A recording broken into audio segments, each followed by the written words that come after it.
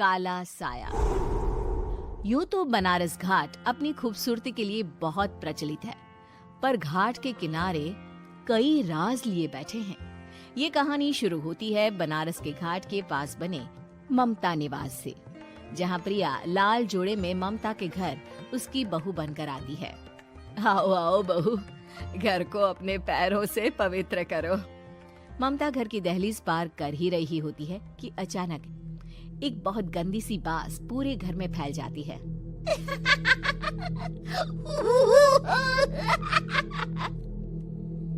ये बदबू और ये आवाजें, ये कौन हंस रहा है माँ? अब ये पड़ोसी ना हमारे थोड़े अलग से है। कहाँ हम शाकाहारी और ये मांस मच्छी खाने वाले। छोड़, तू ध्यान मत दे और गृह प्रवेश कर। और हाँ बहू, अपनी सास की एक बात हमेशा याद रखना, इन पड़ोसियों से तो कभी बात नहीं करेगी। अच्छे लोग नहीं है ये। अपनी सास की ये बात मानेगी ना बेटा? हाँ माँ, जो आपकी मर्जी, मैं उनसे बात नहीं करूंगी। अगले दिन प्रिया अपनी पहली रसोई बनाने रसोई घर में जाती है। ये छोकी बात तो नाक में जा रही है। एक काम करती हूँ, खिड़की खोल देती हूँ। प्रिया खिड़की खोलने जाती है। इतने जाले, लगता है इस खिड़की को कभी खोला ही नहीं गया। पर ऐसा क्यों? ओह, नॉन वेज की स्मेल आती होगी ना। 2 मिनट के लिए खोल लेती हूँ, फिर बंद कर दूंगी। प्रिया खिड़की खोलती है। खिड़की खोलते ही उसकी नजर सामने वाले घर की खिड़की पर पड़ती है, जहाँ एक लड़की खड़ी होती है, हाथों में मेहंदी, लाल रंग की साड़ी, बिल्कुल सजी धजी, मानो प्रिया की तरह ही वो भी नई नवेली बहू हो। वो प्रिया को देखकर मुस्कुराती है। हे भगवान, माँ ने तो इनसे बात करने को मना किया था। प्रिया फौरन ही खिड़की बंद कर देती है और तवे पर चढ़े रोटी की ओर देखने लगती है, पर वहाँ रोटी न होकर मछली पड़ी होती है। ये क्या? पहली ही रसोई में इतनी बड़ी गलती। हे भगवान, अब मैं क्या करूं? प्रिया बहुत डर जाती है और फौरन रसोई की सफाई करने और फिर सभी के लिए खाना बनाने लग जाती है। जब वो सबको खाना परोसती है, सब तो ठीक है, मैं बेकार में चिंता कर रही थी। हे भगवान, ऐसे ही बस अपनी कृपा बनाए रखना। रात के वक्त जब सब सो रहे होते हैं, तब प्रिया को पायल की आवाज सुनाई देती है, जिससे उसकी आंख खुल जाती है। ये पायल की आवाज कहाँ से आ रही है? प्रिया उठकर उस आवाज के पीछे छत की सीढ़ियों तक जाती है। तभी उसे बच्चे के रोने की आवाज आती है।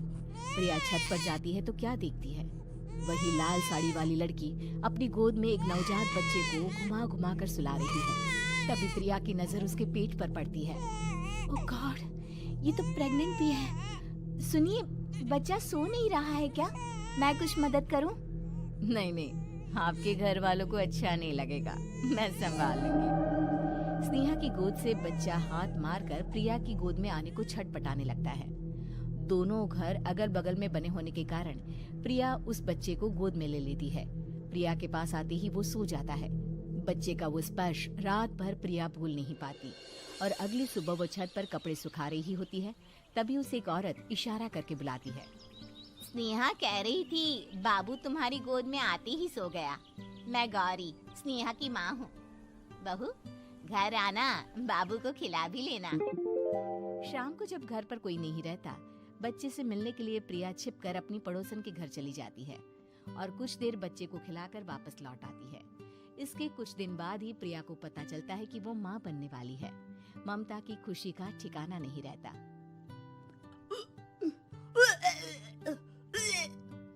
माँ जी, पता नहीं क्यों उल्टी आ रही है। प्रिया भागती हुई वॉशरूम में जाती है तो हरे और लाल रंग की उल्टी करती है। उस उल्टी में से कीड़े निकलते हैं। ये क्या? खून और ये कीड़े! माँ! माँ! प्रिया की आवाज सुनकर ममता दौड़ कर आती है, पर बेसिन में कुछ नहीं होता।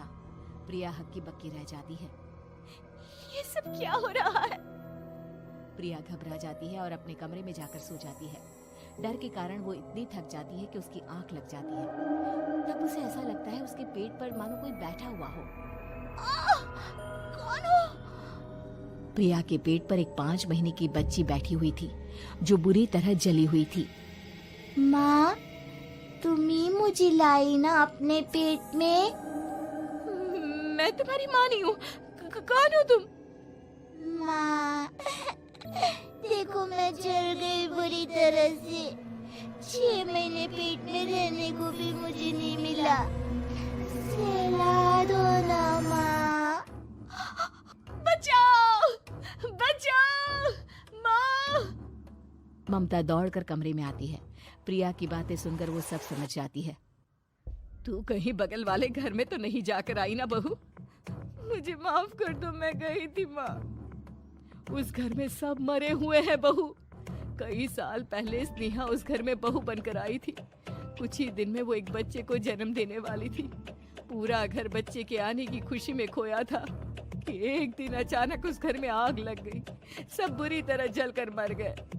गौरी आज भी दादी बनने का इंतजार कर रही है और इसीलिए स्नेहा ने अपना अजन्मा बच्चा तुम्हारी कोख में डाल दिया। ममता ये कह रही होती है कि पीछे से उसके पैरों को एक बच्चा पकड़ लेता है।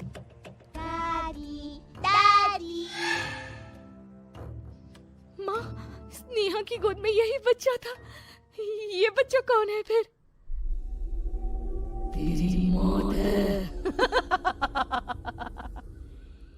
तेरी भी दादी। जिस चीज का ममता को डर था वही हो गया। ममता निवास के ऊपर मौत ने चादर बिछा दी थी। प्रिया का पेट ऐसे बढ़ जाता है मानो 9 महीने का हो। 2 हाथ उसके पेट से बाहर निकलते हैं। बहू, संतोष को फोन कर, किसी पंडित जी को बुला बहू। प्रिया का पति भागता हुआ घर आता है। ये तो होना ही था माँ।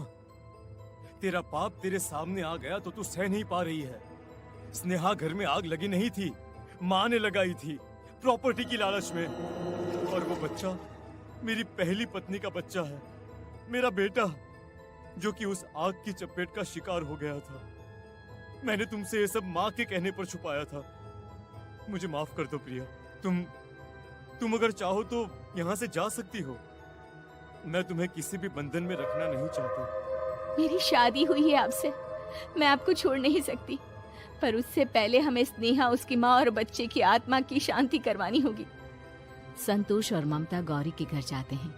अंदर सब कुछ जला हुआ होता है। जमीन पर जली हुई लाशें बिखरी हुई थी। ममता रो रो कर अपनी करने की माफी गौरी से मांगती है। प्रिया स्नेहा के घर वालों का अंतिम संस्कार करवा देती है और ममता निवास फिर से आत्माओं